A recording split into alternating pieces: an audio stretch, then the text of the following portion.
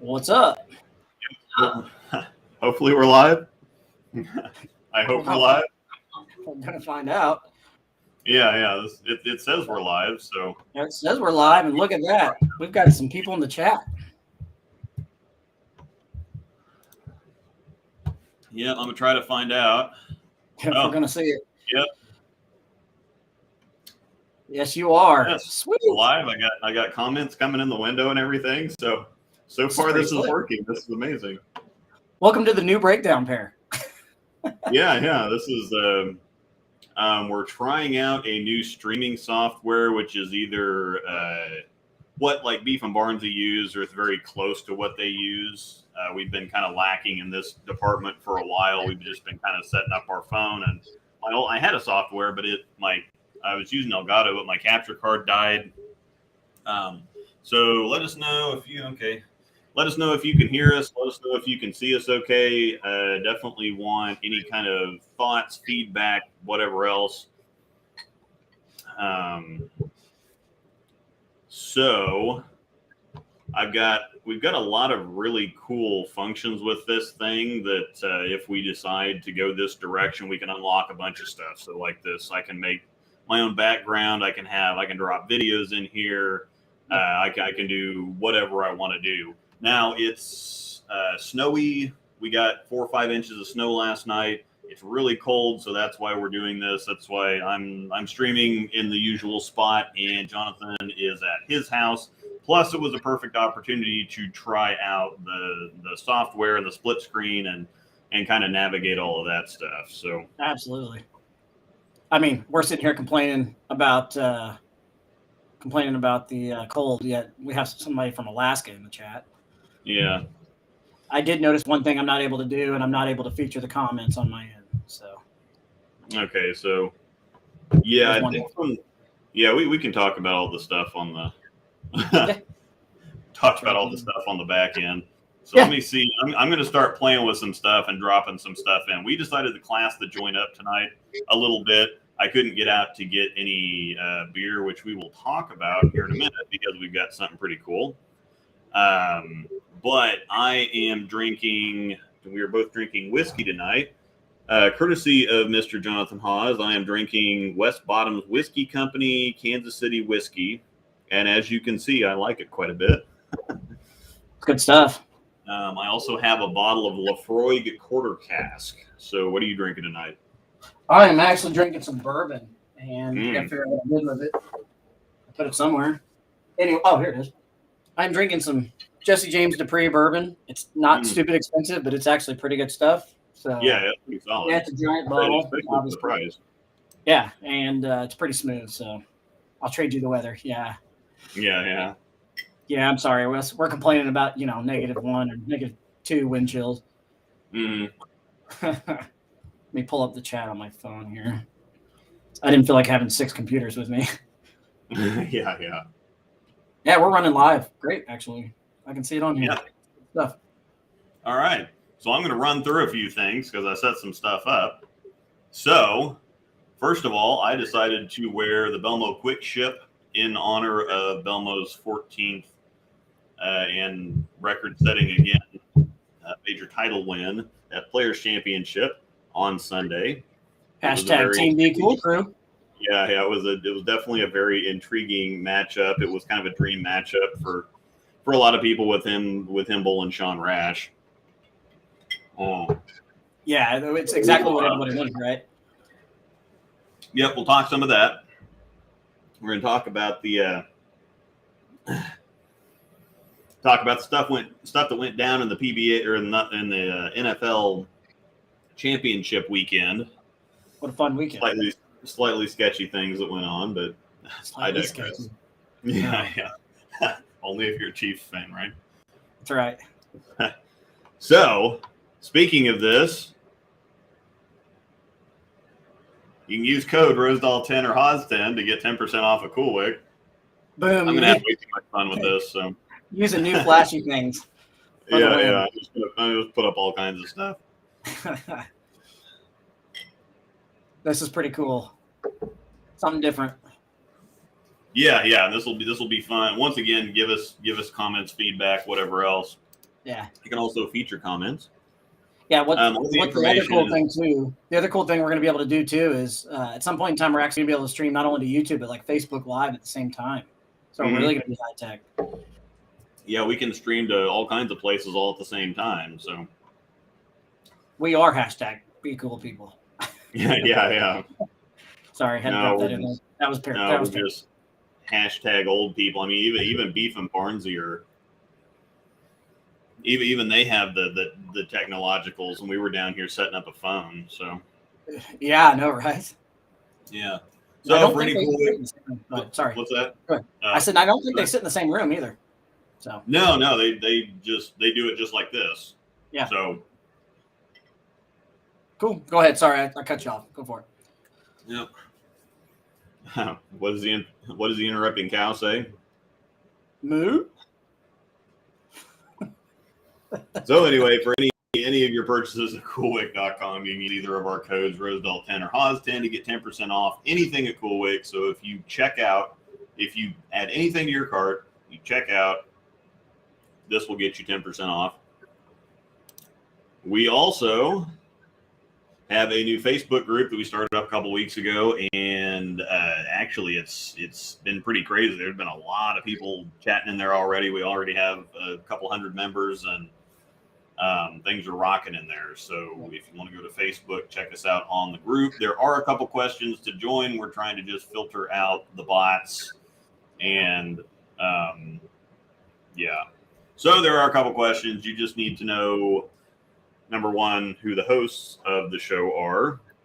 Put down your favorite part of it, and one of the mods will, one of us will allow you in if you answer the questions correctly. Now, if you do skip any of the questions or whatever and make it into the group, then you will not be allowed to post until we approve you to do so. Correct. So you can actually post, but your post won't show until it's approved. Not the post itself, but you've answered the security question. So. Yep. We're also on Instagram. Yep, at the Breakdown Pair. So if you want to follow us, it's a little more casual. It's not quite. We do kind of the bowling stuff on here, and then in the Breakdown Pair group on Facebook. The Instagram's a little bit more fun. We travel around to a bunch of tournaments. There's some really great local tournaments run by Mr. Mike Adamski, Mr. Dave Waswo, and Kim Waswo, assisted heavily by Gabby Waswo. She's actually the supervisor. She keeps them all in check. They're all crazy, and it's her job to keep them in check. So I reversed my camera. I don't know if that helps. Luke, you might have to do the same. I don't know. Yeah, look good. Somebody said reverse image on Jonathan. I just changed it. I don't know if that looks better. I don't know. It yes. Might just okay. be your face. Yeah. No. People are saying yes. Gabby, what's up? We've got a Waz sighting in here. Okay. Yep. So we're on Facebook. We're also on Instagram. Now for a little self-promotion here.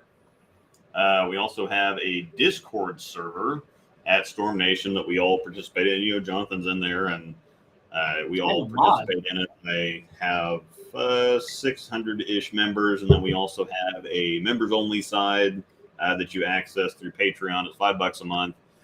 If you want a free preview, Patreon charges on the 5th of each month, and so wait until after the 5th to sign up, and you'll get a free preview the rest of the month. If it's your thing, cool. If it's not, just cancel. You can stay on the paid side or just watch the videos or streams, whatever you want to do. It's extra if you want it. If not, totally fine. So you hit your mirror image, Luke. Once you do that, everybody says it'll be perfect. They said once I switched it was perfect. So just go to your settings. I'm not even sure how I do that. Just go to your settings. So hit S.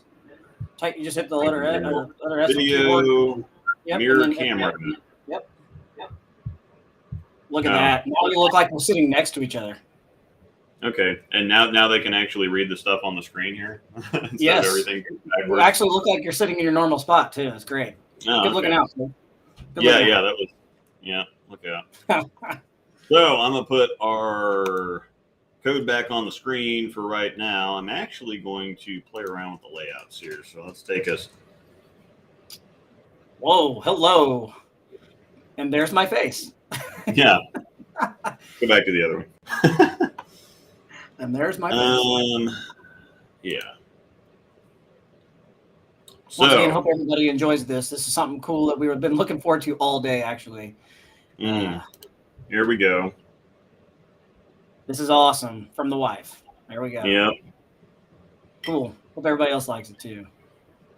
Showing off some features. Yeah, we're doing it. Can't help it.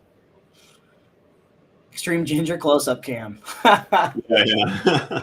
I will actually look at the camera. I'm sorry. Rocky, anyway. That Haas, you knew they were going to give them a game. Called it hard to beat twice, but dang, I said it, man. I know. Just good, I guess. No, I'm kidding. Totally kidding. Go ahead. Sorry. Fire away. Let's talk about the NFL. Are we already talking NFL stuff? So we can talk about it right away. I mean, it was just came off a hot weekend.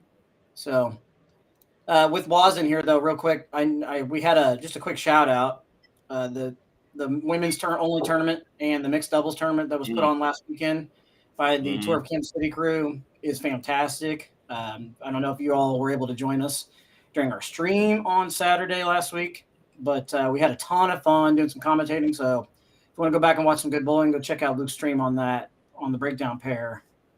Yeah, we do have we do have the stream for that, and I sat there and commentated all day long. And there was there was a lot of good bowling, not only from Amanda and Angel did pretty good, and then we also had a couple other people, or several Newman and Wichita State bowlers that were right there in the area. There was one, I think, on Angel and Amanda's pair, and then to the left of us, if anybody knows Sarah Clausen from the Sarah Clausen channel, she was there bowling right next to us. Sierra Shisolka was also there, so there was a lot of good bowling to watch if you wanted to check that out. And Amanda found a long lost cousin that she didn't know she had. Yeah. I just saw the name Schiffelbein sitting there, and I'm like, spelled the same way. That's not a common last name, so they've got to be related somehow. Thanks for getting 42 girls on Saturday and 48 on Sunday was amazing. Yeah, you guys, what you do, you guys rock, man. That was a lot of fun. And Luke and I both said over and over again how much fun we actually had sitting there, not throwing bowling balls. Oh yeah. Now and drinking. And I actually liked the pattern choice too. It was kind of tricky because it was easy street, but it's kind of short and it played pretty dry, and so it forced a lot of the women out of their comfort zones, and they had to play a little bit deeper than they normally did. And it made things really interesting to see how they kind of adjusted to it, especially the collegiate women that are used to a bunch of volume and flat patterns.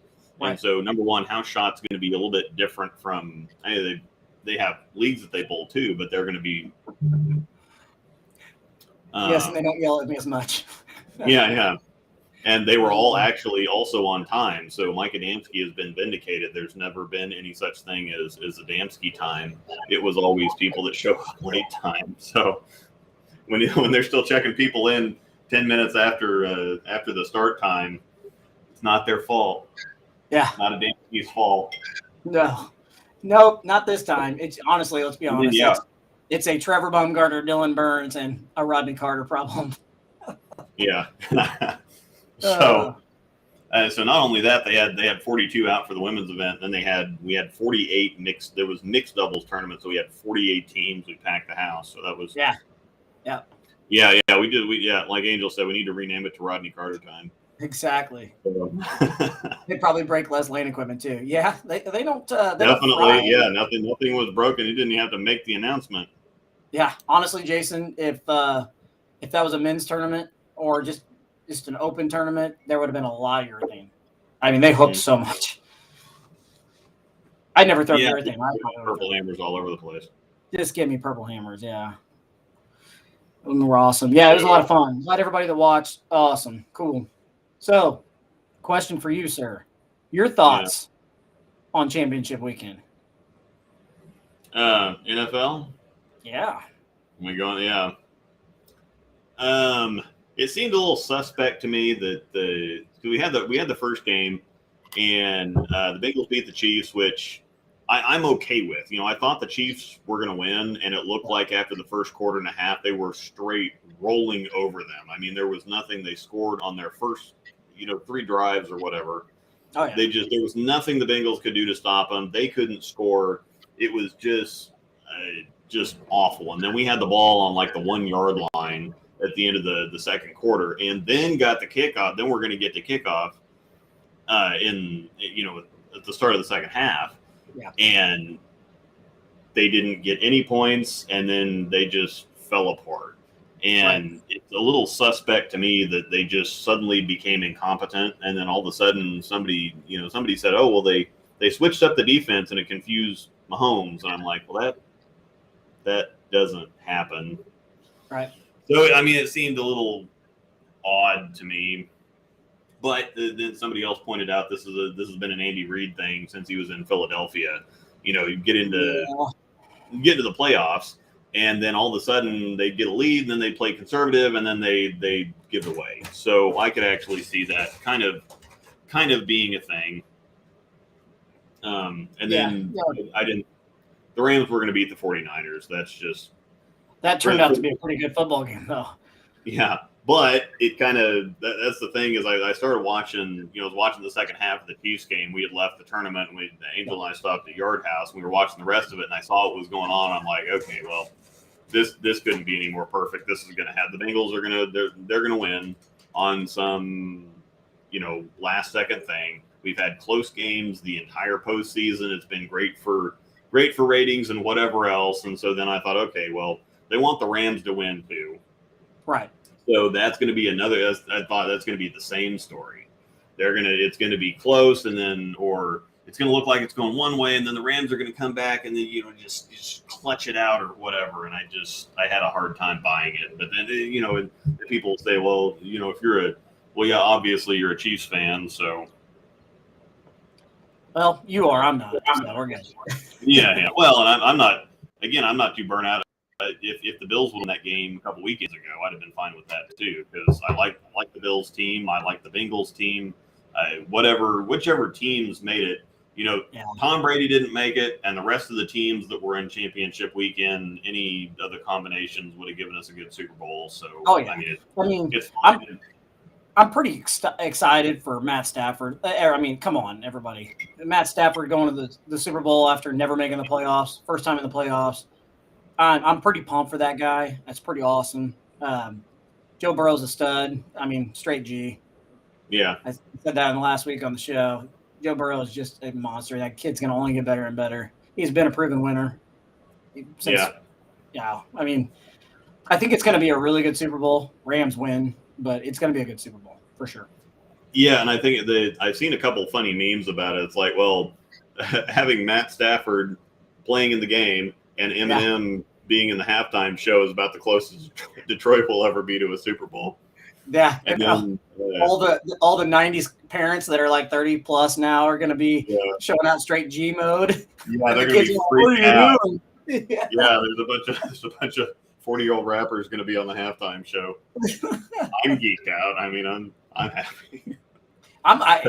You know what? It might be the first halftime show I'm looking forward to in a while.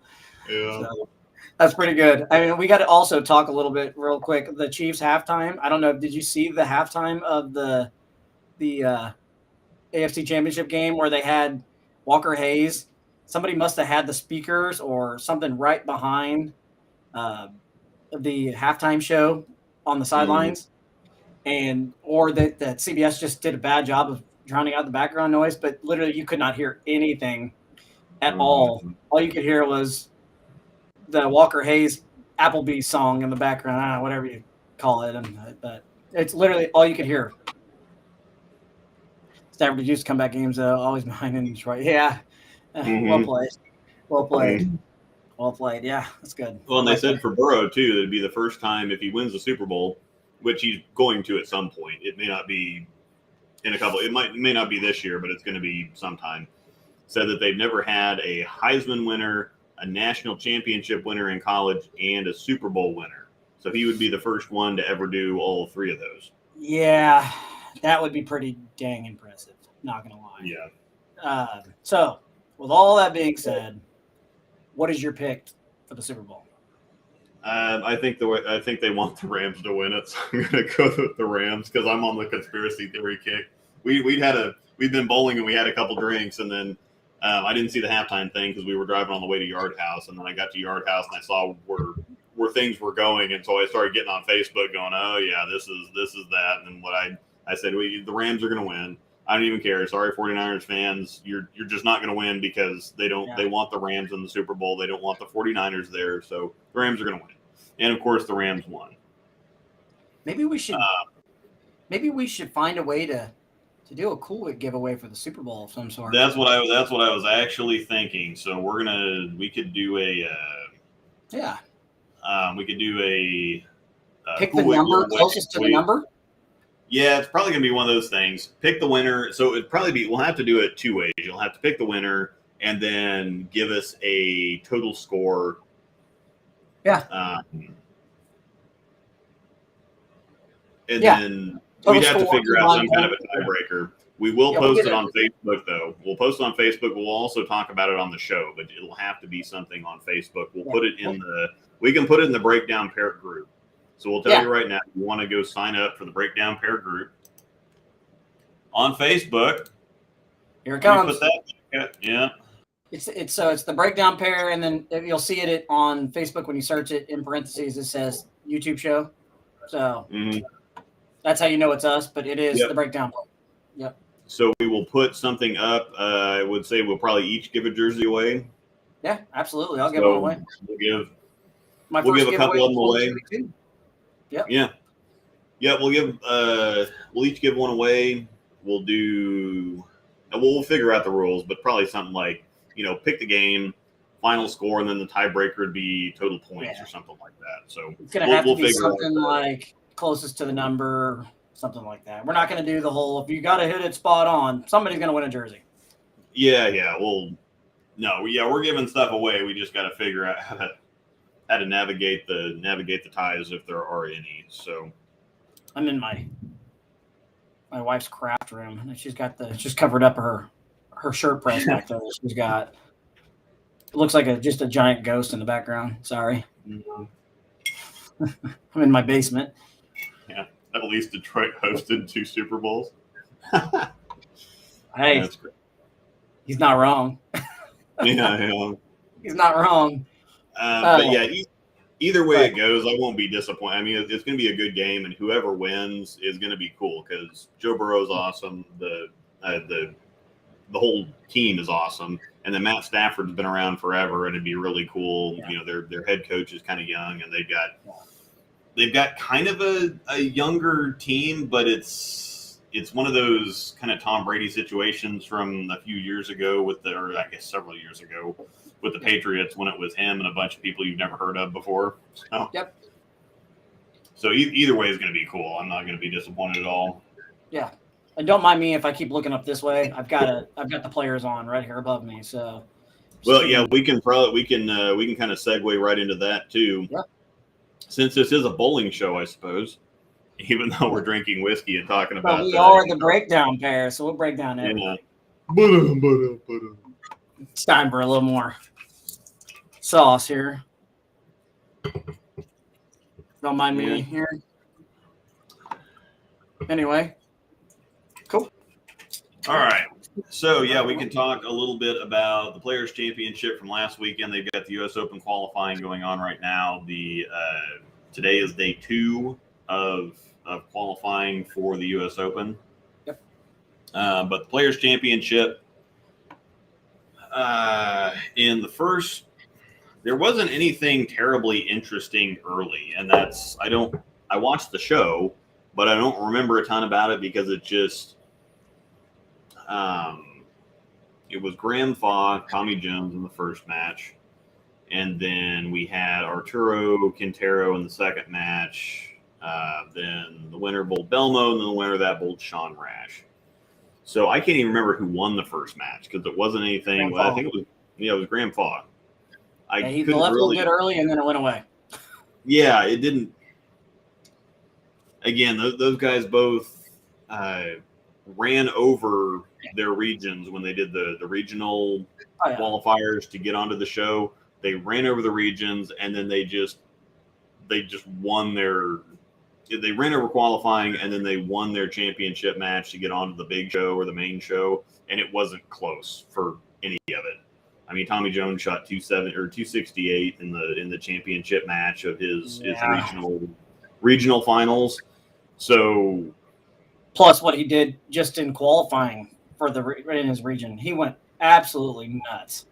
Yeah, something like plus 800 or something stupid. It was just. Well, I think Graham Fogg went plus 900 or something. It was maybe Fogg got him, but I thought that Tommy led all the regions. Number. Just absolutely ridiculous.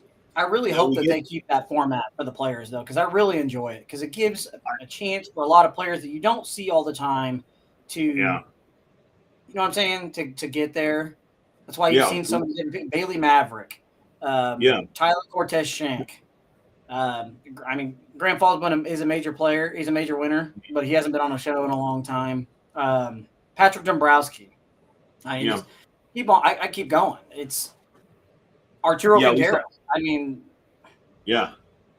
We saw a bunch of new faces, and that's what was cool about last year, and then it's pretty cool about this year too. So I'm with you. I hope that they keep doing that because that was a lot of fun.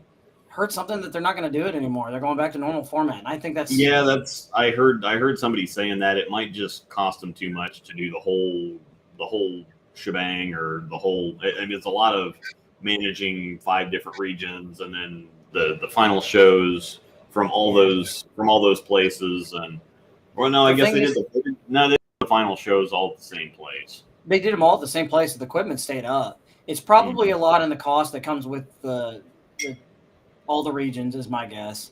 Mm-hmm. I mean, unless you're the Southwest region. They've got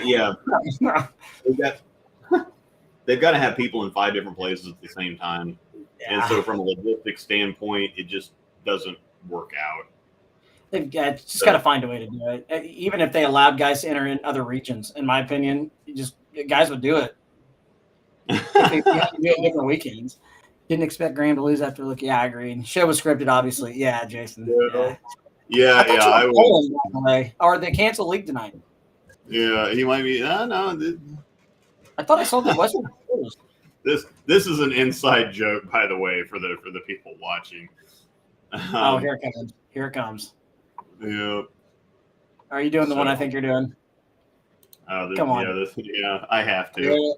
It costs too much to keep the building up to test the equipment. Come on. Sean's going to be upset with you now. That's something we talked about on the show last week, but that was Sean's kind of outburst from the regional finals. Was about that. Canceled league. So that's what I figured. I thought I saw something about that, but I wasn't sure. So they were supposed to test everything because they've had, again, Purple Hammer. It's no secret. The Purple Hammers have been coming in soft. The old ones and the new ones, they come out fine and then they soften over time. And so they've had including the new ones. Yeah, but all of them.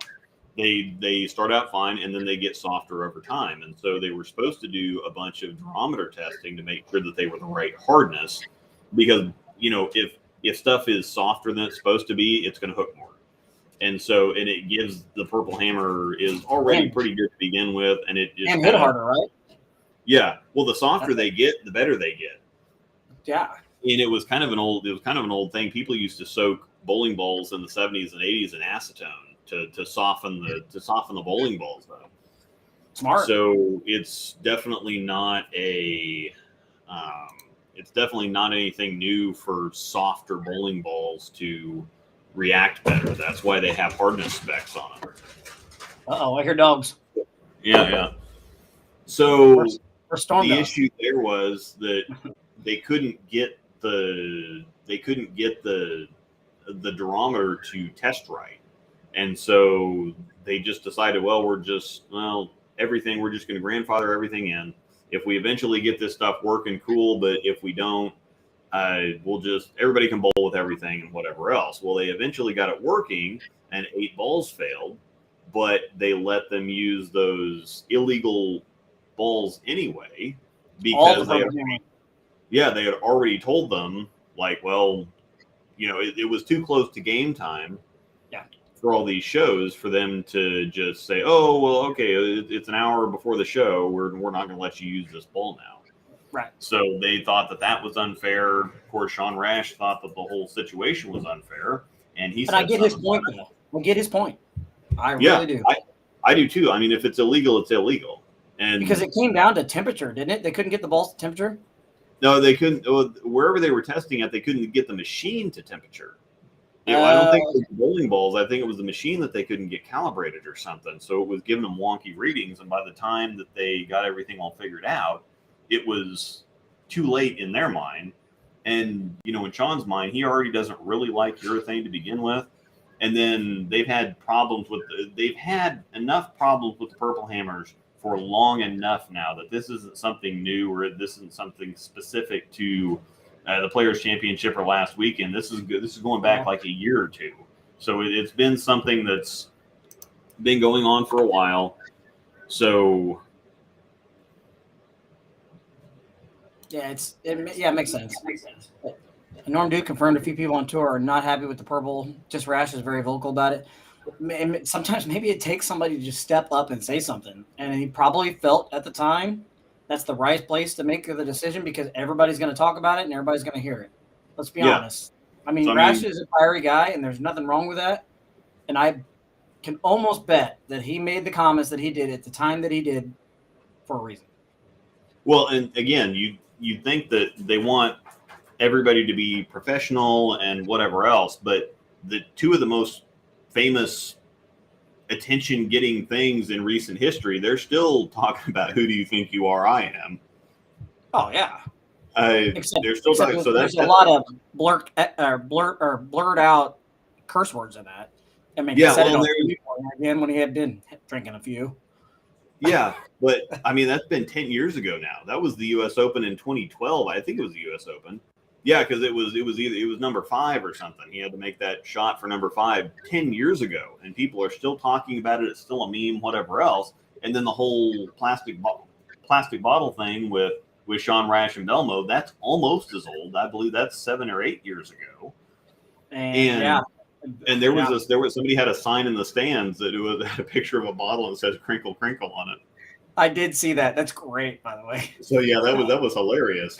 But it gave a lot of buzz to bowling again. And you can say, well, it's not professional. It's not the time and place. It's whatever else. But in other sports where trash talking, talking about the NFL, trash talking, dances in the end zone, whatever else, they say all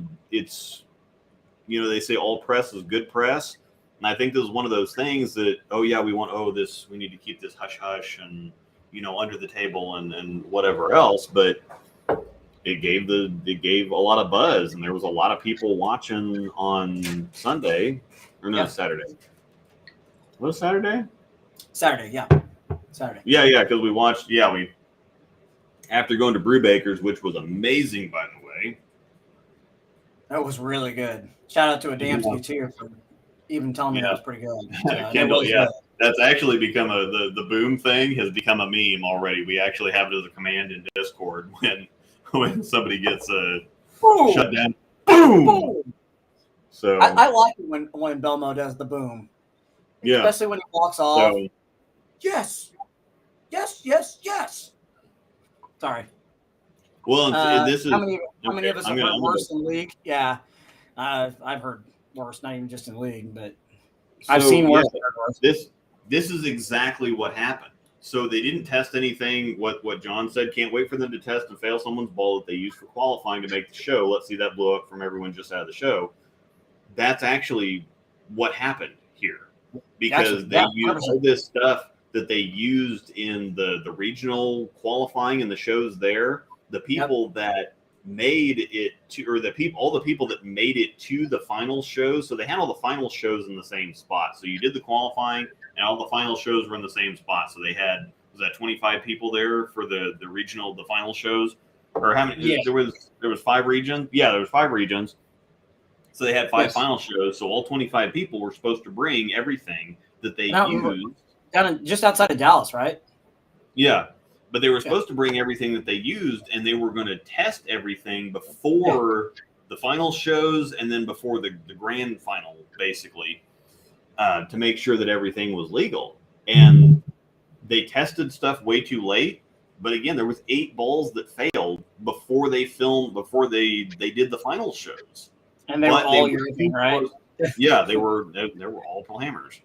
So that's literally exactly what happened. But they didn't ban the stuff because it was close enough to game time. That's what Sean was mad about. So I have a controversial question. If the PBA ends up at some point in time banning a purple hammer, not saying they're going to, or do I know that they're going to, does Jacob Butcher's career suffer? Maybe, maybe not. I think anybody that had access to a purple hammer is definitely helped by it. But, most of the pros can strike with a rock out of the parking lot. And so they'll find something else to do. And so that's why they say, oh, well, if you didn't have this or if you didn't have that or whatever else. But it's just like the U.S. Open last year when they tried to make all those patterns to keep people from using urethane and actually forced everyone to use urethane. Yeah. So, and now the pattern yesterday, they completely negated urethane, period. Nobody was throwing urethane yesterday. Oh, yeah.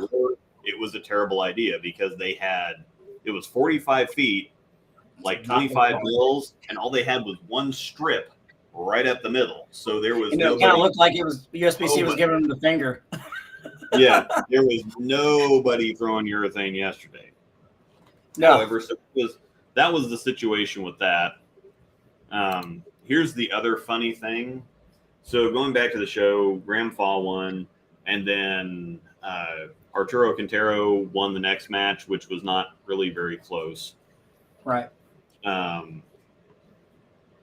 then Belmo, that match was the Belmo and Quintero match was really close, and I think Quintero was kind of, because Belmo had some carry problems in that first one. It was like 10-pin strike, 10-pin, whatever else. He couldn't get pins down, and Arturo got up to kind of a lead, and then all of a sudden, Arturo leaked one. I think he had a 2-8-10 or something in the 7th or 8th frame and let Belmo back in the door, and Belmo finished the game, and which was the match everybody wanted to see. Right. Oh, absolutely. I mean, I was pumped. I enjoyed the heck out of it. But here's the funny thing about this, because everybody's been on, oh, well, he used a UC3 and blah, blah, blah, which was really funny because when Radical released the double cross here, or they announced the double cross, which I think it has a purple hammer cover on it of some sort. Yeah. Phil Cardinale put out that it's like, well, the double cross has the highest differential of any urethane ball on the market, which is not nearly as high as the UC3, but he was specifically doing that to bait everybody into, oh, well, the UC3's got the UC3, just so that he could turn around and say, well, but the UC3 is not real urethane. Yeah. The double cross is real urethane. It's urethane. So, to flip it right back to the comment I've got on the screen, good thing Rash was throwing reactive urethane and not urethane. Well, Phil made a point of saying that the UC3 is not real urethane. So Sean was not throwing urethane. Oh, now, can I, before we move any further, can you give me your Phil voice? What's that? You've got to give me your Phil voice. As you can see, the motive venom shock. As you can see, the motive venom shock has more deflection. It's pretty good. Not gonna lie, it's pretty good. And Savage, Luke is a Storm Savage. Over the line. He does not review anything other than Storm SPI products. Yeah. Sorry. It's an article or something. Is there an article or something that online that talks about the diameter requirements changing like you have mentioned? I'm sure there is, but Yeah, well, that's the whole flap from a couple of years ago in the first place. I'm sure that Jeff Richgels has written about it. So if you don't subscribe to 11thframe.com or follow Jeff Richgels on Facebook, he's got all the news and all the everything. And so if you want to know something, follow him, read his articles. It's like $2 a month or $20 a year or something like that. Riggs. And he puts out articles almost every single day. Plus, he's on top of Yeah, he's on top of all this stuff, and he tells it like it is. And if you don't like it, you're blocked. So he's not going to lie about anything. He's not going to sugarcoat anything. He is a journalist the way that journalists used to be, and the way that we hope for them to be, rather than the he's news fantastic. Because he works for some kind of is it Madison? Yeah, he does in Madison, Wisconsin. I think he worked for the newspaper. Yeah. But he also does the 11th frame thing on the side because he's a bowler and he's won several Eagles. And not to mention, he's a really good dude. Yeah. I've Briggs spoken is to a him good a few times. Yeah. So if I ever make it up there, we'll go hang out, and we both like sour beers. So I can go have some sour. I want to, just thinking about it. But FYI, because we need to also get into the U.S. Open here a little bit, I'm going to go ahead and give a quick shout out to Daniel Farish as I'm sitting here watching. Daniel Farish is bowling very, very well. And he got in as an alternate. Yeah, he's currently sitting right now at 164 over, and they're in Game 5 of 8 today. So he is still grinding. Grinding. I think he was an alternate, or he bowled the PTQ and didn't quite. He was the last one out of the PTQ. He was the last one out, and then somebody had to bow out of the U.S. Open field, and so he got the spot, and he was in the top 10 yesterday, and now he's still bowling really well today. And today was the tough pattern. Today was nobody really did that great yesterday. Today was 37-foot flat today. Yeah, so today was the nasty one, and he's Belmo. So Belmo is actually, as I'm watching Belmo right now, he's not bowling great. He's plus 99 going in Game 5, and he's a lot further right than most guys. Then there's Daniel Farish, who looks like me, because that's exactly where I'd be playing him. What Kendall says, technically all balls have urethane bait. Yeah, that's what Rick Benoit says that a lot. He's like, what is a reactive resin bowling ball? Because they're technically all urethane. They're just not. They adjust everything to be not as urethane as full 100% urethane. So exactly. So did anybody watch any of qualifying yesterday? I'm sure a lot of us that are in here did. I of course have been the last 2 days following my buddy Brad, but who almost shot the other day or yesterday. Yeah, we shot 79. Brad was ready to lose his mind today. Well, he was even or pretty close to even. Actually, he might have been a little bit under, but then he shot 279 that game where he went a little high left 4-pin, which he picked up, by the way. Double tap that sucker. Double tap the king. But yeah, that was a big game for him because he was over 100 over at one point.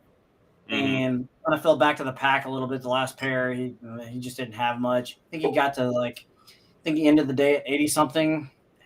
I don't remember what he shot today. I watched him all 8 games today. I followed him all week, all day today. And I think he got to he's around 10 over. He might even be in the minus. No, yeah, he's 10 over or something like that. Which if you're in the plus right now, you're probably going to make it to match play. So you just got to grind them out. They're hard. Yeah, you're in pretty good shape and you're pretty happy. So there's a lot of there's a lot of people that are down quite a bit.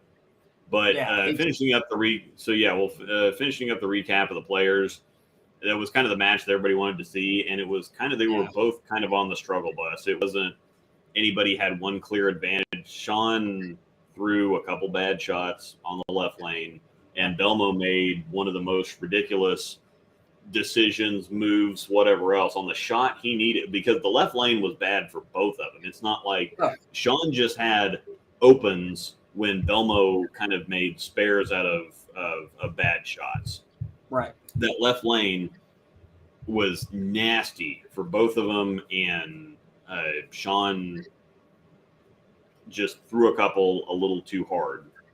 And Belmo made both a ball change and a move on the one that he needed to win. So, and it was still close enough going. Belmo had the lead, and it was kind of his to lose, but at the same time, it was also his to have to horrifically throw away, because that left lane, he had nothing. Neither of them had anything. Yeah. So he made the shot. He clutched up with the Spectre, I might add, which we saw all over the players' shows. I know the Phase 4 is coming, and it's the kind of the buzzy one, or the more popular one, but the Spectre is getting used by a bunch of people. It's the only ball today. It's the only ball I've used for a couple weeks now. So I shot pretty decent with it last night. We won a bunch of points last night. My buddy Tyler shot 845 last night when we were post bowl. We didn't bowl last week. Wait, he was in Florida. He shot 845 on 1 and 2. Yeah, 845 on 1 and 2. Is that the house record? No, Eric Fritten shot 8. Well, it's the house record on this new lane service with his new pattern. Back when it was easy, probably not, because I think Eric Fritten shot 868 there, or 867 or something like that. And he was throwing a Venom Shock, was he not? He was throwing a Venom Shock. I told him to drill one forever. Yeah. Well, he throws 14 pounds too, and so for most of the storm stuff, the RGs go way up in 14 pounds. So he wanted to drill something in gauges. For those of you that have watched for a while, I used to do ball reviews at Gauge, and the ball goes forever and then turns sideways, straight up turns sideways. So plus they have twister pins, and twister pins don't like stuff turning sideways. So it's really interesting to try to get. It's not hard getting to the pocket at all, but getting the ball through the pins right is incredibly difficult. Difficult. Yeah, that place is an animal. Let's be honest. It's just straight up an animal. But that's crazy that I didn't know he shot 845. And to do that on 1 and 2. So literally we just bowled on 1 and 2, Trevor and I, for city tournament like 2 weeks ago. And I left more ring 10s in just 9 counts flat out than I have ever left in a block. And that's how he did that is beyond me.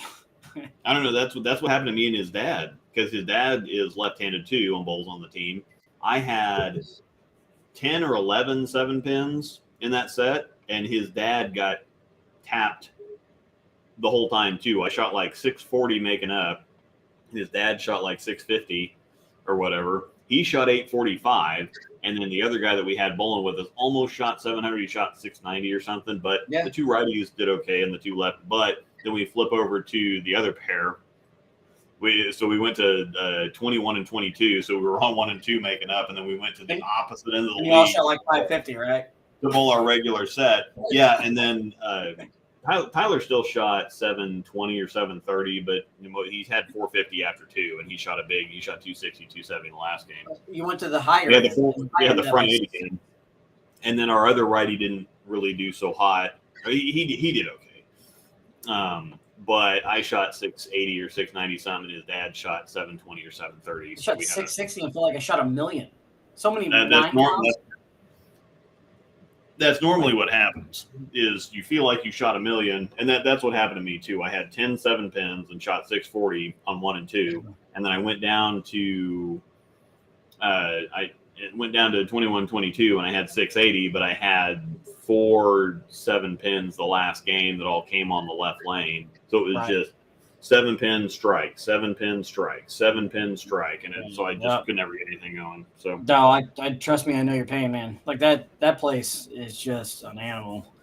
Like last night, for example, I threw it really good last night, and it's the first time in a long time where I've consistently put 3 games together where I threw it really good for 3 games, and I shoot 660. It's so frustrating. Kendall, I really want to put that up on the screen, but yes, I'm a big fan of JR Pro Shop channel. They do good stuff. We're not going to add the other part of that. But still not sure if I like the rule with it not being sanctioned about Tyler's deal. I mean, he still is under elite conditions on a fresh house shot. But the only problem is he doesn't have the traffic. So I can see why. I can see why not. So. Belmo ball pad for Belmo. Yeah. The Spectre is it's so good. I mean, it's so good. And I forgot Amanda was on Trevor's team. So that was the thing is that Trevor we were bowling them last week and we weren't there because Trevor's going to go to Weber International. You mean Tyler? Yeah, Tyler. Yeah. Trevor's already graduated from Newman University, by the way. Well, yeah. Tyler, well, we were bowling Trevor. Yeah. Tyler was in Florida because he's going to go to Weber. And so we didn't bowl last week. And so we came back. Well, Trevor shot 250, 230 in league. So he shot 740 or whatever. He got his butt kicked. Didn't sniff a single point because Tyler went 79, 367 or whatever equals 845. I'm sure Trevor will love that. Yeah. That's great. No, he won't be mad. It's all good. Yeah. Thanks for that, Amanda just said. Yeah. So I forgot Amanda was on his team.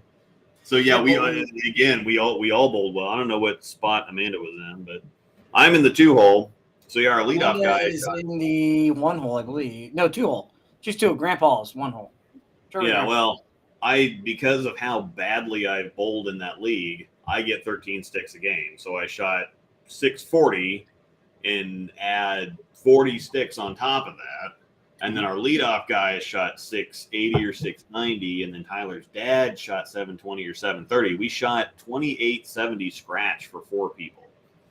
Before I got 13 sticks a game, and our leadoff guy got 15 sticks a game. 15 sticks a game. Tyler's dad gets 5 sticks a game. So we just. Amanda says, "Yeah, thanks again, Luke." Yeah. What a D. Yeah. What a D. They look like a major grind again tonight, by the way. So, we also should talk a little bit about the U.S. Open here a little bit. Good old U.S. Open. Yeah. Scores are not big. I'm curious to see what tomorrow's pattern looks like. There's some urethane going down the lanes today for sure. Guys, Brad had a bad day. I watched him grind so hard. # re-rate. Yeah. That's good stuff. No, I got my I got my average up. I think after the last few times I bowled have been halfway decent, and then I can't carry to get my average up in that place. Seriously. Well, that's the thing is there's always one game you're not going to carry, and so I get 3 games that I don't carry every week. Yeah. Seriously. So it's last night or the game 1 last night easily could have been 300. I shoot 250, 257. I didn't miss the hole, everything. I mean, if I could tell you, I aced everything off my hand. I aced everything off my hand. It was like Tulsa, and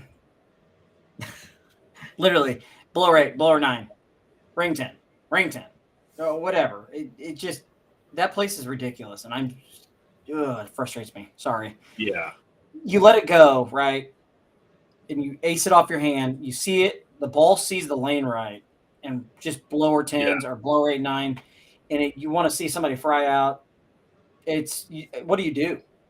Yeah, that's the only place I know that you can throw it and throw it really good repeatedly, and not know why it doesn't strike. Yeah, walk away with nothing. Yeah, and even in that second set, I started out the set with a 710, and I started at game 3 with a 710. Yeah. And then, a couple 7 pins and whatever else. And it's just like, I guess I'm just going to, it's almost like, playing craps or something. It's like, I'm going to shake the dice up and just throw them and see what happens. Yeah. Oh, yeah. So the U.S. Open, to jump into that, because we were going to talk a little bit about that. The U.S. Open, they bowled on a 45-foot pattern yesterday. So there's a lot in the front, and then it had a strip through the middle of a ton of oil. But there was a ton of friction. Yeah, well, that's the thing. A ton of friction in the middle, but to the right, it was pretty tight. So guys had to yesterday. did not look fun. I'm not so sure that today it looks any better. As I'm sitting here watching right now, you got Belmo up on 37 right now, and he's sitting at he's sitting at a 190 pace right now. He's plus 99 still. They're still working on that game, and he just flagged a 3.610. He just chopped the 3.610, chopped the 610 off the 3.610, and it's not like Belmo. So he opened in the 8th. I don't know. Today's pattern looks brutal. Just absolutely brutal. I mean, it is 37 foot flat, but 45 foot yesterday, it was not fun. Yeah, so Nick Hoagland, the pattern designer, has been. He's been in the chat. So if you're on Bowl TV and watching the U.S. Open qualifying, he's been in the chat quite a bit, kind of talking to people and explaining pattern choices and pattern design, because there's 4 patterns for the tournament. And so it's kind of a unique thing. They bowl on a different pattern. And so his philosophy that he put in there, he's like 3 angles to win. So what he the idea behind pattern design is he wants people to win. He wants people to be able to succeed going straight, kind of in the middle, and then deep. And so that was the idea behind the pattern yesterday, was it had that long strip of oil in the middle. So you're not going to be playing right.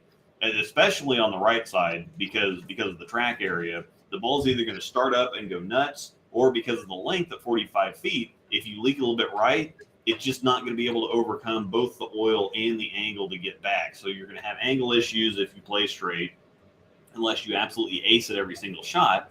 And so he got people to play deep by putting that long strip of oil right down the middle, so that people would have to kind of play that or use that as a shim. And that's what happened. We played deep yesterday. Today's the flat pattern.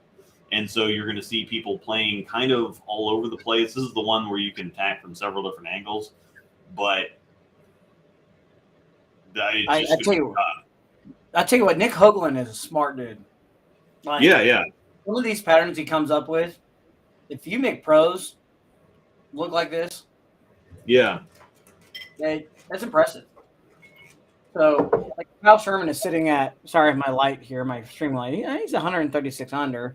I mean, he's still a grind away from fighting it back with 2 more days, but he is the further right than I've seen anybody all day, minus Sean Rash, and he went through the face for a big 4. Just crush that. So, the middle finger pattern. Yeah, it's exactly what it is. It literally looks like a middle finger pattern, just with the finger out.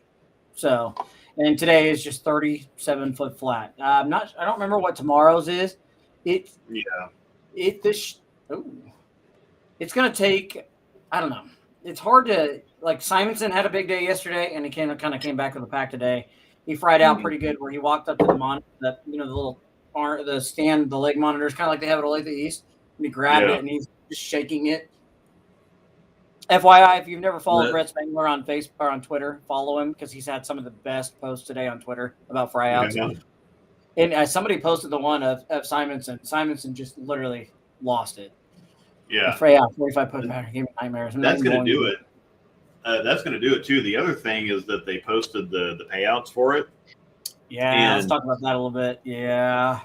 First is $100,000. Last year it was $30,000, and somebody's like, it's the U.S. Open. It's supposed to be this prestigious major or whatever else, and $30,000 to win. Like, they were paying $100,000 20 or 30 years ago. So my kicker before we go into that is, I think the USBC did that because the PBA started paying $100,000 for the majors, and the U.S. Open, which they bowl way more games than any other event they bowl, and as well as the Masters, yet they're still paying $30,000. I think they felt like they had to do something. Yeah, so they had to do something. So this year is $100,000 instead, but 5th place is $7,500. That's terrible. So you can make the show. So whoever qualifies first is guaranteed no less than $50,000. But you can also make the show and make $93,000, basically $93,000 less than whoever finishes first. Let's see if I can pull it up on my phone. So you could wrap a 10-pin, you could have a stone 8. I'm sure if you can see this. Tens of thousands of dollars. No, it's kind of hard to see. We posted it in our. I posted it in the breakdown pair which I'm going to go back to that again because I like playing with my buttons. Oh, shut up. The breakdown pair. Facebook group. I put that in the Facebook group to have a discussion about that because while it's nice to have, I mean, you make the top 3, 100 grand, 50 grand, 25 grand. That's pretty good. That's pretty good. But once you get under that, then it's something like $12,500 and then $7,500.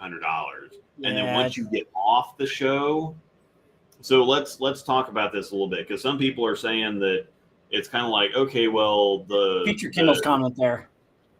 Yeah. Okay. Keep going, but feature that comment because it's so true. Yeah. So true. If I could do it, I would. Yeah. Yeah. Can't find a breakdown pair on Facebook. I'll share it to you, Clint. Yeah, it's there. There it is. Exactly. Yeah. So, yeah. Make it make sense. Which normally payouts are kind of structured like this. Like first place gets a bunch, and then second place gets half of that. Third place gets half of that. But if you're on like the PGA Tour and the first place prize is like $1.5 million, it kind of works out. And then you can absolutely bomb a PGA tournament and walk out of there with 10 grand. Darn. So you can finish last and get 10 grand. Makes me want to get better at golf. Yeah. Teach your kids to golf. Tiger Woods' dad knew what he was doing. Let's just say play golf. Teach your kids to play golf. Nah. Teach your kids to bowl. Help grow the sport of bowling.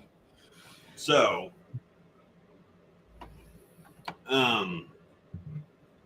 the problem is that with something like the U.S. Open, you have the practice sessions. You have 3 days of qualifying. So at minimum, you're there for 5 days. Yep. You are there for 5 days because you're going to get there the day before, practice session day, qualifying. So you got 5 days in Indianapolis. Drilling balls on the truck are $50 to $70 a piece. And they pay per cut. Yeah. And so unless you have something written, unless you're one of the big shots that have something written into your contract where they will take care of your drilling fees or they'll take care of your entry fee. Entry fee is $500, by the way, also. So that's some pennies right there. That's some pennies.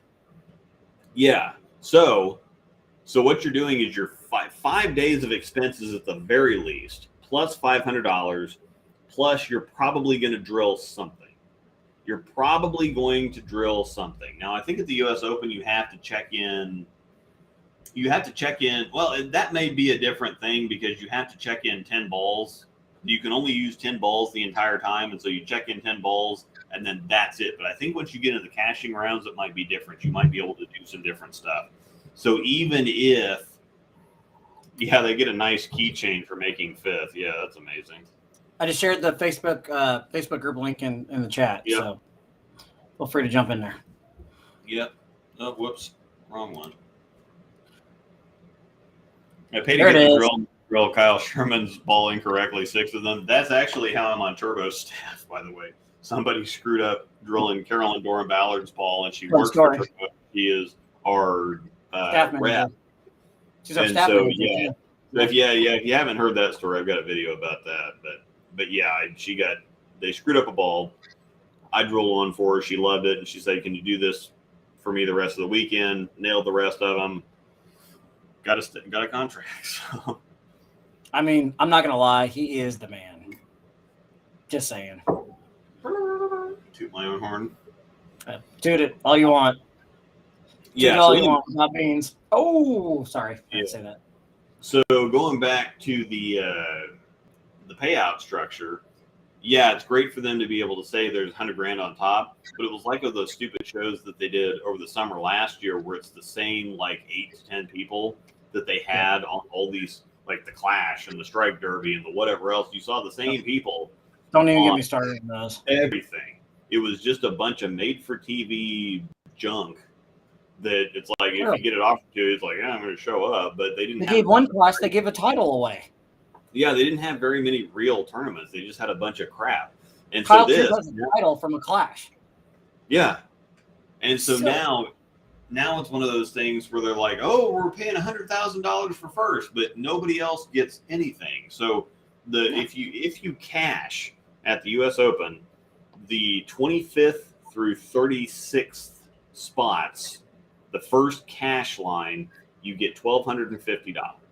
So after spending, if you just do qualifying and you lose, then that's 5 days. That's 5 days. If you make the cash line, that's 6 days. So 6 days of expenses plus the $500 entry fee. If you cash, you lose money. I've been there and spent the money. Still, I understand. Yeah, because you said that even when you were on tour in like 07, 08, whatever, like from 07 to 10. Yeah. Yeah. So you know that you're in a hotel room every night.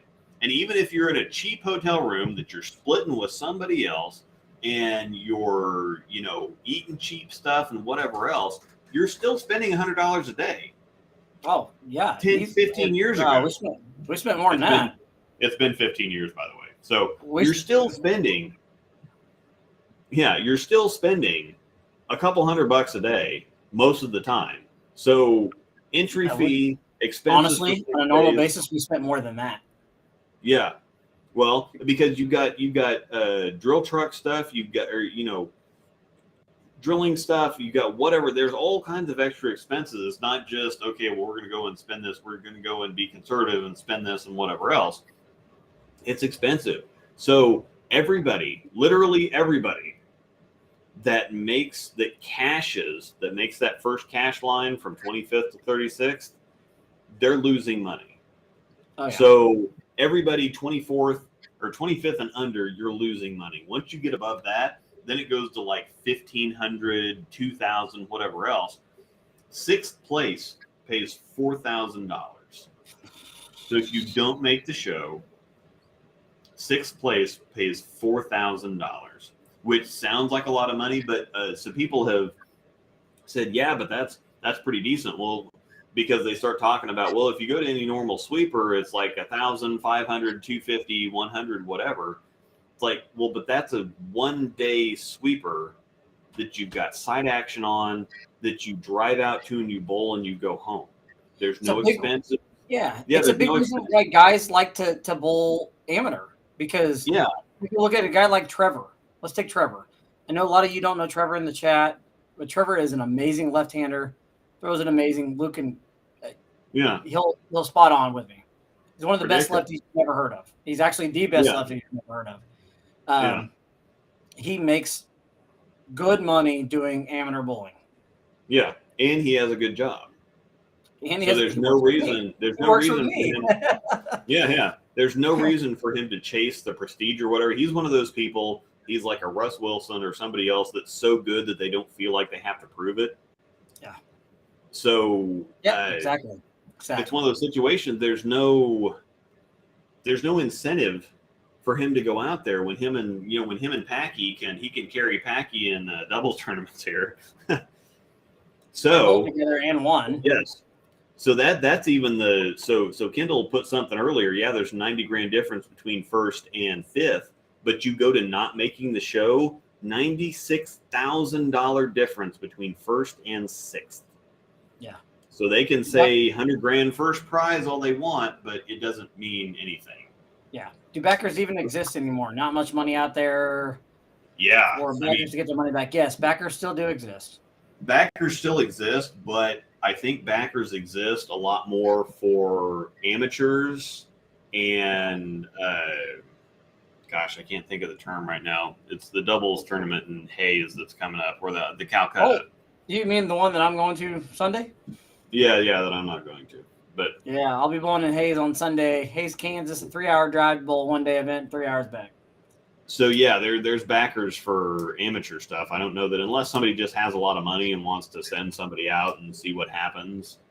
But the Calcuttas kind of work the same way. It's people that just have money to spend and they kind of want to gamble. So Calcuttas are fun.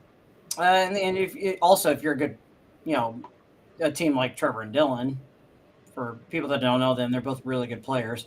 They'll bet on themselves. So yeah, it's most of the time the people bet on the field.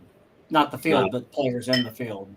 Mm-hmm. So it's basically, for those that don't know what a Calcutta is, the Calcutta is basically an auction. So it's an auction of what the players that would make, usually match play-ish. I know there's a Calcutta for like Snowman. They do it before. I think, correct me if I'm wrong. But yeah, the Calcutta is basically an auction. And if you're a spectator, you can really get involved. Am I wrong? No, there's some people that don't even bowl. They just go to buy a team in the Calcutta and see what happens.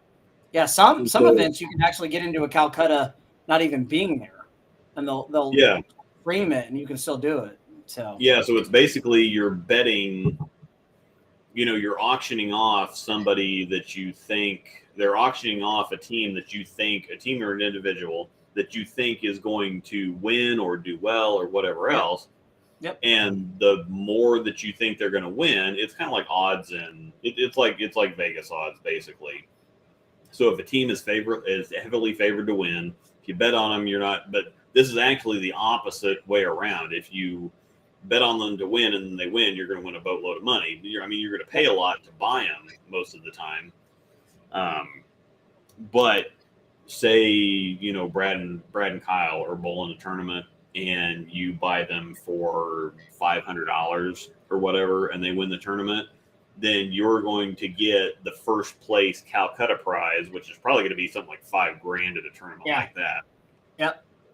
And then so they pay so many spots in the Calcutta, just like they pay so many spots in the tournament. So if say Brad and Kyle were to buy themselves for $1,000, they just double their money. They win the tournament. That's $5,000. Then they win the Calcutta. That's $5,000. Then they have brackets and whatever else. So there's a lot of backers for that kind of stuff. Yeah, a cool thing about the Calcutta. So I bowled so Toby Contreras used to run a series called the Real Deal Challenge in Kansas City, which was a season-long thing. You have to make what they called the Tournament of Champions, and So I made the Tournament of Champions. I had a rough first day, but the second day I ran through it pretty good, and I was able to make match play. And then we had a Calcutta. When we had the Calcutta, nobody bought me. And who ended up buying? So they didn't buy me, but they bought it was Gannon Williams. Yeah. His dad bought the field, Gannon so Gary. all the players go. And he bought the field, so you can end up buying. If players are left, you can buy the field. That's how. You can buy the field, and I think he bought it for. I don't remember the number he bought it for, but I ended up finishing second. He bought in for. He looked right at me. He goes, "Thanks for making me some money today," and he handed me some money, so it was nice. So I lost. I want to say I lost to like Dallas Baldridge, and Dallas. Baldridge too. So I think I lost to Dallas, but we were bowling. I mean. What do you expect? We were bowling at my home center at the time. It was Laura Lane, so wood lanes, and we were bowling on like shark. I think we were bowling like the shark pattern or something like that. So, but that's kind of how the Calcutta works. So you can buy. So if it's a doubles event, you can buy the doubles pair, and they auction them off they go buy each pair, and then if whoever's left, if nobody buys them, you can buy the field. Does that make sense? So By the way, I'm really digging this new layout. Yeah, this is a bunch of fun. I'm trying to look at the camera, I promise, but I'm watching all of our stuff, and it's so cool to look at the things that we're going to be able to do, and then the things that I'm going to be able to do from I have some surprises coming also, which I'm going to talk about this right now, as long as we're kind of catching a break on this. Oh, EJ's covering some boards at the present, has the front 9. Yes, he does. I'm actually sitting here watching it live, right? Okay, here. Keep an eye on that, and that's something that I could actually share the screen in this if I were able to pull the feed up and whatever else. That's a paid feature of the software, though. By the way, this is a free feature that we're testing out tonight, and it's only going to get better. So if you guys like this, it'll only get better when we're in person. So, because we will be back to in person next week. Yeah. And, all right, EJ's up right now, going for his 10th shot. And it's a little wide, and he strikes. Man, he's covering every board on He's still throwing that Mythic Jackal, or I can't tell what he's throwing. It's a little dark. This TV down here sucks, but yeah, I can't tell. Yeah, it looked kind of like a Mythic. No, that might be an Affliction. I can't tell. Sorry, former motor staffer, and I can't even tell what ball he's throwing. So I will take the opportunity to talk about this. That brother. Oh yeah, get on that. So I'm going to put this up here to where you can actually see it. My brother is the head brewer at Norseman Brewing Company here in Topeka, and batch number 300. I don't know if you can see that. Striking Viking. I'm not going to be able to hold it still, so sorry. Share it in the chat. But yeah, batch number 300, called it the Striking Viking, is a black cream ale. So what he did is he used a darker malt. Number 11, by the way, he just struck. Oh, cool. Keep going. He used a darker malt, but it's kind of supposed to be like a Budweiser that's a little bit roastier and that has some vanilla beans in it. And so it kind of tastes like a beer cream soda, basically. So that's what a Budweiser or whatever else, it's a cream ale. And really so this is a black cream ale. So it's got the darker malt gave it a little bit of roast, and then he added some vanilla beans to kind of smooth it out and add some of that. So it does kind of taste like a beer cream soda, basically. Yeah. So it's accessible for people that aren't craft beer drinkers or that drink regular beer.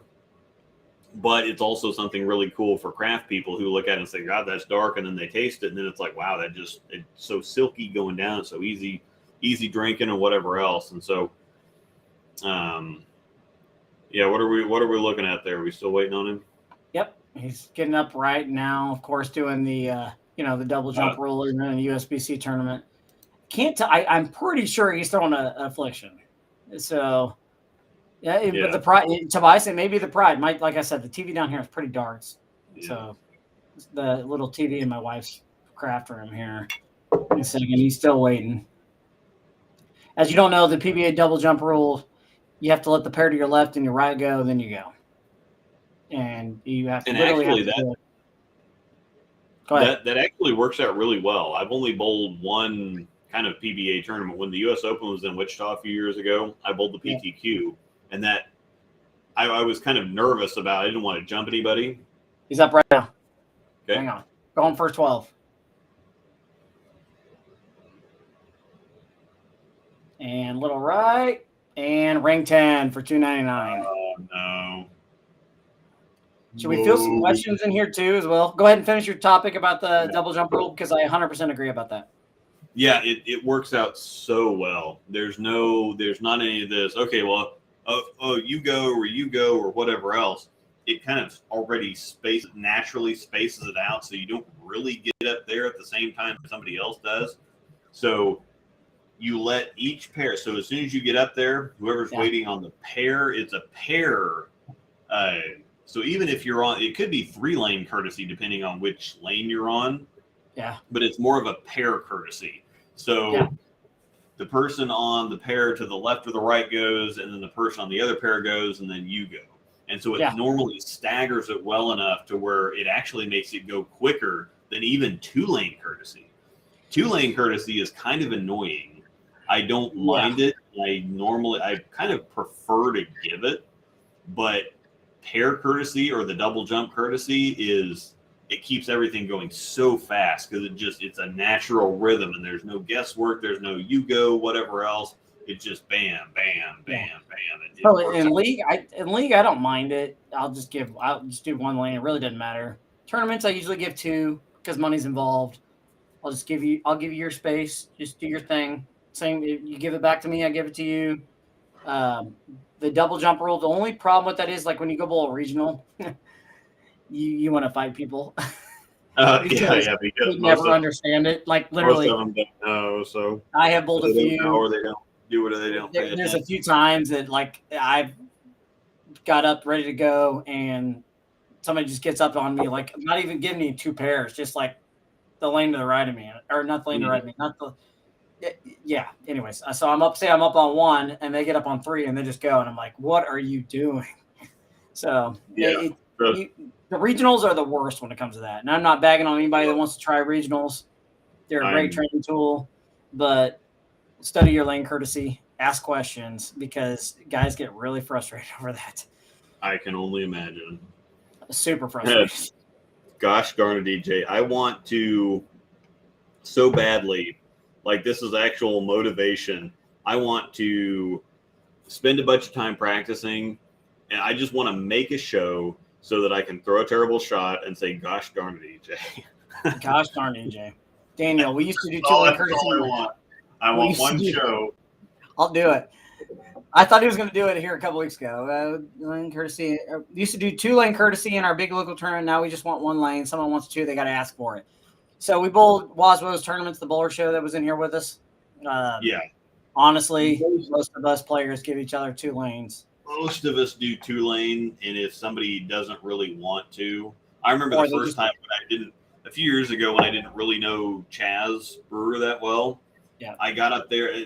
I was always kind of worried about who wants 2-lane courtesy, who doesn't want it. Chaz doesn't care.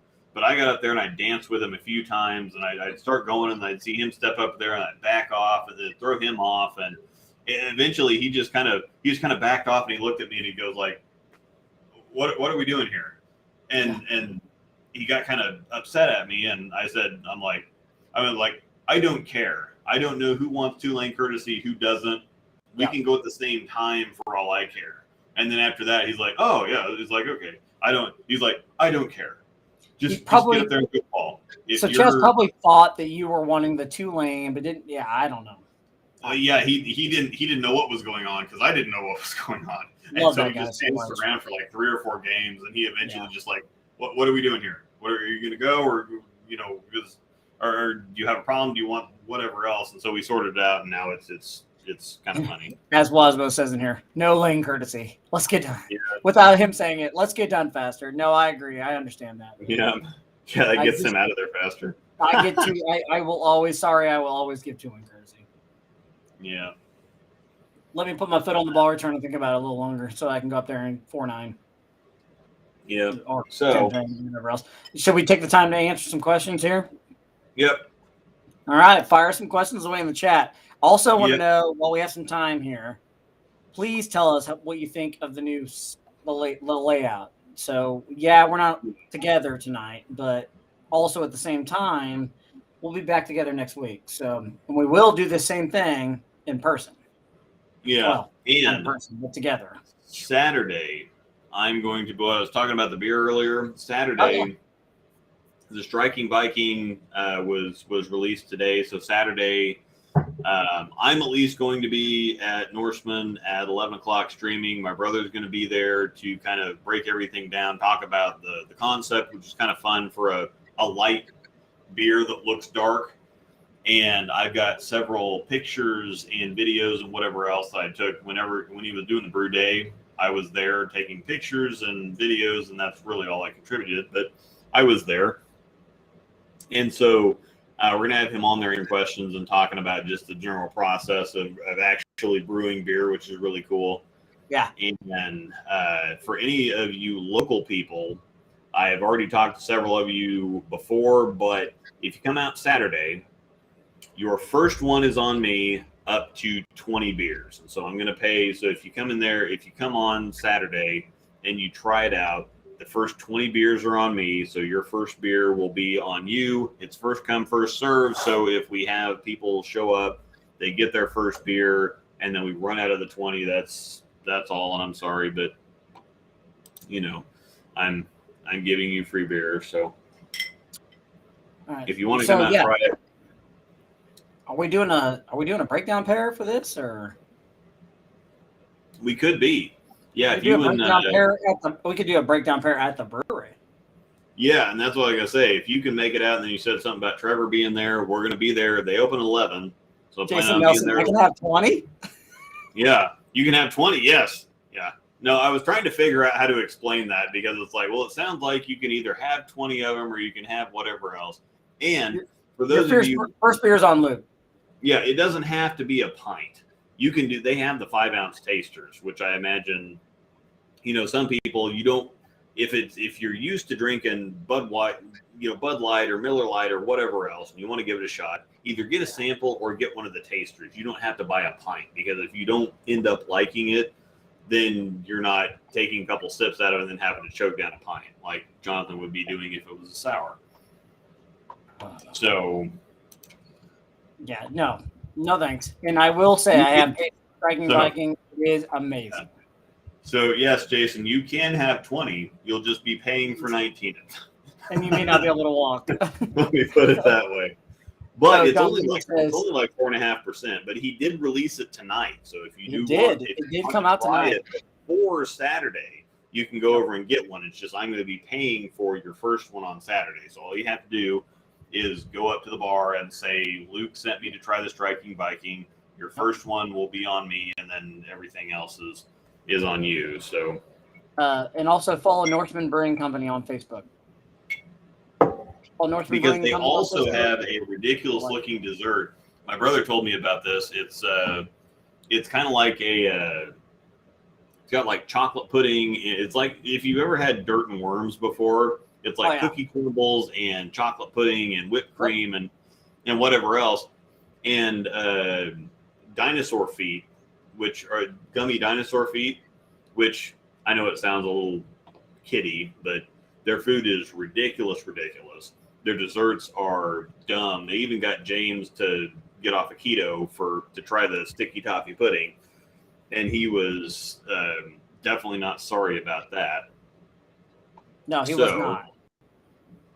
Yeah, I'm getting that Saturday, Angel says. So I asked the peeps in here what their thoughts so far of the layout. And John Lander says, best thing to me is you will be able to just bring guests on the stream instead of everything's changing, moving, instead of just having to put them on TV. The nice part about this is we can pretty much eliminate the TV.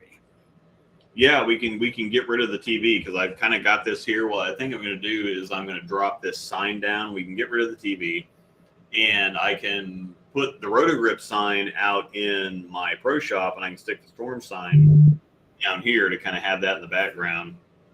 Maybe we need to get us some Polaris Mart. Closing your ears now. Yeah. Not. Maybe we need to get some Polaris Mart and Coolwick signs and everything else. Yeah.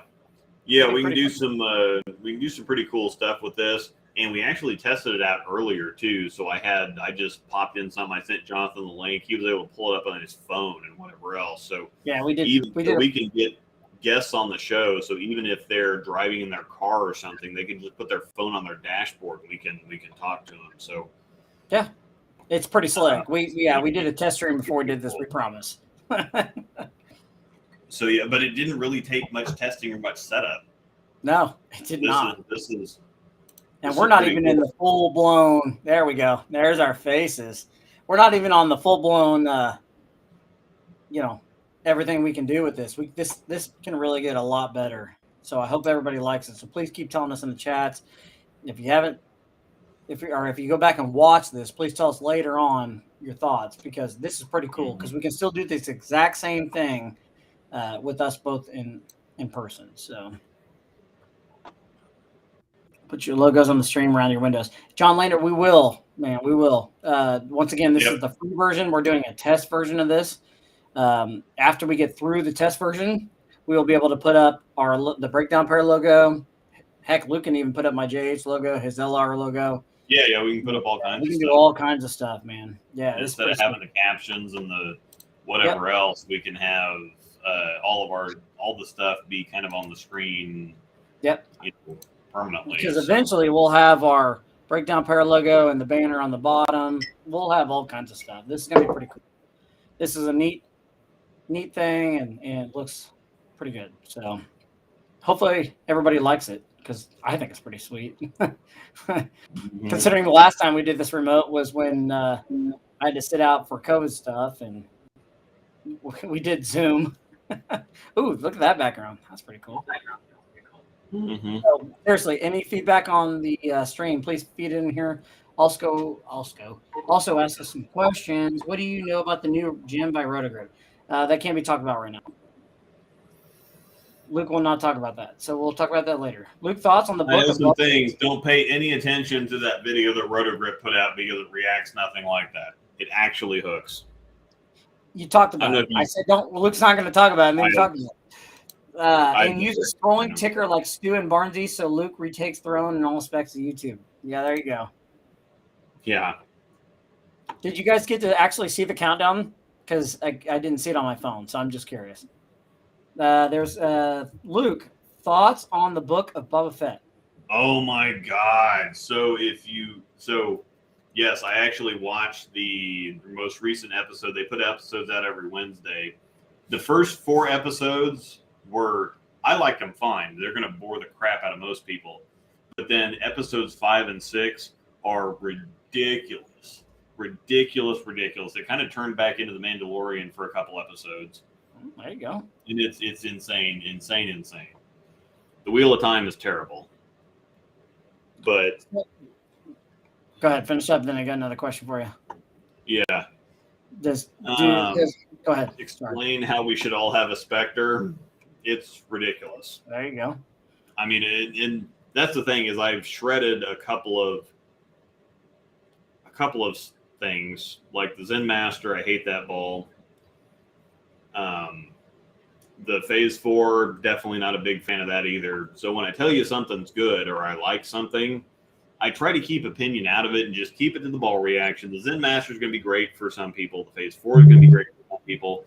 The Spectre has so far been great for everybody. I don't think that there's anybody that's drilled one so far and been like, yeah, I don't know about it. Belmo threw the winning shot for his 14th major with it on Sunday. You saw them all over the TV shows, both the regional finals and the final finals. And people have been throwing the crap out of them. The Nova's pretty good too. There's been a couple 860s with them. So yeah. What about the P4? The core is too strong for the cover. And so if you are somebody that really hits the crap out of the ball, it's going to look good for you. So it's going to look really good for 2-handers and high rev 1-handers. Or if you have low enough speed to give the ball a chance to actually hook, it's going to be fine. If you're kind of in the tweener zone in between, it's going to be terrible. Yeah. So it's not like buying a purple hammer. You always need to try it once. Yeah. I do not like urethane for me, so no purple hammer. What's for dinner, Angel? Oh, no, I know exactly what's for dinner. I can't smell it yet, but I know exactly what's for dinner, so I'm excited. Beef. So we're probably going to go, well, no, I think it's shrimp scampi. So, ooh, there you go. There's a good question here somebody needs answered, but before you go there. What? Go ahead. Go ahead, because no. this is a good question. Let's finish off the. Does core or cores weight and density bother you guys at all? Certain balls feel like I'm holding a dumbbell. Some of them are like that, like the Zen kind of feels that a little bit. It just. Yeah, Wheel of Time needed 80. Well, Wheel of Time is going to be 8 seasons long. They just needed 10 episodes. They needed 10 episodes that first season, and they needed somebody who actually knew what they were doing to direct it. They had $80 million. $80 million for 8 episodes, and they changed everything in the book and added a bunch of crap that wasn't in the book. So they called it the Wheel of Time to draw the crowd, and then it wasn't the Wheel of Time at all.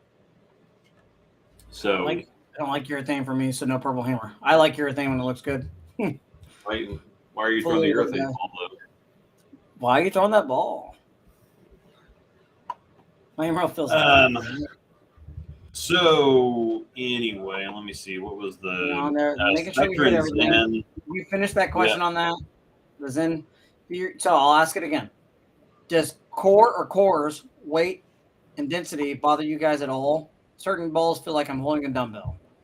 Some are just not really.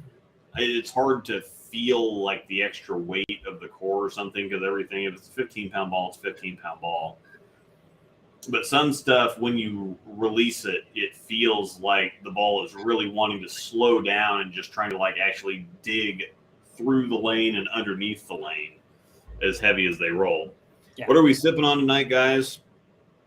I had a little bit of local stuff, the West Bottoms Kansas City Whiskey Company, and I finished off with some Lefroy quarter cask that I really like. And what were you? You were drinking the Jesse James, weren't you? Jesse James bourbon.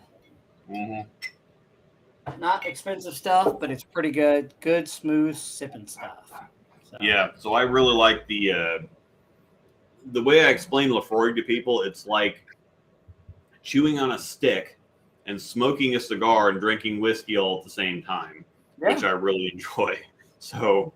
Yeah, it's not. Honestly, it's pretty good. I'm not gonna lie. Very peaty. Anything I can almost drink anything whiskey or bourbon. I can pretty much do it all. I have not got a what are you throwing since you've left motive question tonight. So it's kind of nice. Yeah. So anyway, how about that? Yeah, the Zen versus the Spectre, big, huge, major, crazy difference because the Zen has a huge core that rolls at your toes, and then the Spectre glides down the lane and then is kind of like a longer and stronger Marble Pearl, basically. So, and I have a Marble Pearl I need to fix. Yeah, I haven't put up a video. I had my Phase 4 review, and I just haven't had time to do anything. I've been working on plugging bowling balls, and I've got a new job, and I bowl 3 nights a week, and we had tournaments over the weekend, and so I haven't had any time to do anything, but I have some very, very cool comparisons and stuff that may or may not involve this software coming soon. So sweet. You're not doing anything this weekend though, right? No, I'm not. We've got the because we had this the stuff. We had the doubleheader last weekend, and then we have the Super Bowl tournaments the following weekend, and I've got to have some. We're doing the stream tonight, and we're doing the stream on Saturday. I've got to have some time to get something done. So maybe I will record some shots over the Baker's Doubles this weekend, and we can feature it on the next show. Yeah, because I can add video once we get into the paid side of this. I can add videos in. I can show all kinds of stuff. So maybe I will start being proactive, and I'll start taking some video. So this weekend I will maybe so I'm bowling in Hays, Kansas this weekend for a Baker's Doubles event. Once again, we've talked a little bit about it. Sunday we're traveling. Trevor and I are traveling 3 hours for a one-day event. We're bowling Baker's Doubles. It is 6 games of Baker Doubles match play. And then after that, we have a Calcutta. After the Calcutta, it's top 24. Go to match play. I don't remember if it's single or double elimination. I think it's single, but I could be wrong. I'm bowling with Johnny Clark. Are you driving out Saturday or are you going Sunday morning? Nah, we're driving Sunday morning. Oh, balls. I was going to say, Gella's Diner is amazing.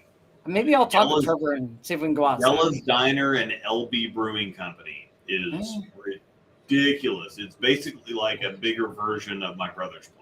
The food is crazy. Every time we go out to Hays, that's when I was traveling for work, whenever we go to Hays, every single night would be there. Maybe I'll talk Trevor into trying to go Saturday. It's gonna be hard, but I'll try. But doubt it's gonna happen. As of right now, we're looking at 6 a.m. leave time. But so it's 6 games of Bakers. I'm bowling with Johnny Clark. He's out of Emporia, about an hour away from here. Trevor's, of course, bowling with Dylan Burns. You don't know who Dylan Burns is. He's a great player, too, that hits the ball more than many people you know. He does not miss it at the bottom. And we are bowling 6 games at Baker's Doubles match play at Calcutta. And then top 24 go to match play. Like I said, I don't remember if it's singles or double elimination. But after that, once you're out, you're out. But maybe we will get some video and we can feature it on the next show. This is pretty cool. Because I think we're going to do this even. Yeah. Just tell Trevor he'll be one beer. Yeah, I know, right? I think we can, even if we're live and in person, we can do the same exact thing. Am I wrong? Yeah. No, I think, we can. Yep. So. Also, once again, before we get into that, you can still hit us up in our email at breakdownpair. What is it? Breakdownpair@gmail.com. So it's breakdownpair@gmail.com. Send us some questions and whatnot. So we're not abandoning that. I promise. Yeah, we did get an email that we didn't get to tonight, but And I just added that right now. I just typed it right there in. There it is. On it, and there it is. So this thing's amazing. So well, people will be close to an Astro. Yeah, we might get into it on Saturday during the stream if we have time between the goat cheese balls and the frickin' beet chips, which are new and improved, by the way. They have a different process and they're really crispy. They were good before. They're so much better now. And the new beer, the Striking Viking batch number 300 from Norseman Brewing Company, and then the Dino dessert. So, anyhow, Saturday, 11 a.m. again for the locals. If you want a free beer on me, come out to Norseman on Saturday. Are we making this a breakdown pair on the road? Yeah, we could. If you're going to be there, yeah. 11 o'clock, tell Trevor we can do all kinds of stuff. So figure it out. All right. So one last update before we get out of here. US Open. Arturo Quintero is minus 82. Which is not terrible. Bad. You might think, oh gosh, minus 82. He's having not for 16-ish games or whatever, and as brutal as those conditions are. So he's playing pretty right. Before I finish up the feature pair that I'm on here, let's see what he's doing here. It's pretty far right. Can't tell what he's throwing. I think that's a pitch black. That's definitely a pitch black. We're going to see Christian Azcona's at minus 42 as a game 7 of 8 on day 2. AJ Johnson is at plus, I want to say 185. Pretty hard to read. Tim Foy is minus 150. So there you go. If you have Bowl TV or Flow Bowling, hop on over there. Support bowling as usual. Those cheese balls are amazing. Absolutely. Yes, Matt. If you're not doing anything Saturday, come on out. Haven't seen you in a while. So, yeah, we'll be there Saturday. We'll start streaming at 11. If you want to come say something, don't worry about us streaming because obviously it's not that serious of a deal. Come see us. Come have something to drink. The food is ridiculous. Ridiculous. Oh, yeah, for sure. So come on out on Saturday and just say hi and hang out. We'll stream for a little while and then we'll turn it off and probably hang out for a little bit more. So, yeah. So we'll have some fun. Yeah. We'll have some fun. Yeah, we're not doing anything else. Might as well drink some beer and eat some food. And once again, Striking Viking, Norseman Brewing Company, Saturday, first 20 around Luke is your first beer apiece. Mm-hmm. So we're going to head and cut it off for right now. Saturday and next Wednesday, definitely. If nothing else, I'll try to get some other stuff going, hopefully, maybe, possibly. But we'll go ahead and turn it off for right now. I am hungry. My wife is also hungry. And we'll talk to y'all later. Hope you enjoyed this. Please, if you're watching afterwards, leave us some comments. Tell us how everything looks. I think it looks amazing. I think so, too. I have one more suggestion before we finish. If you did not watch this and you come back and watch it later, if you have a suggestion after we end the stream about what we can do different with this software, please leave it in the comments. Yeah, and we'll have – this is kind of limited right now because we're just kind of test driving the free version, and so we'll be able to have our own graphics, our own logos, our own stuff, but even this is just an upgrade from what we're doing. Email and links are in the description, like Angel said. Yep. All right. Thank you, everybody. Thanks, everybody. We will see you later. I think. Click the button. Click the button. I'm working. Yeah. Just hold that pose. Hold that pose. Hold that pose. I'm holding it. Yep. There we go. My laptop sucks.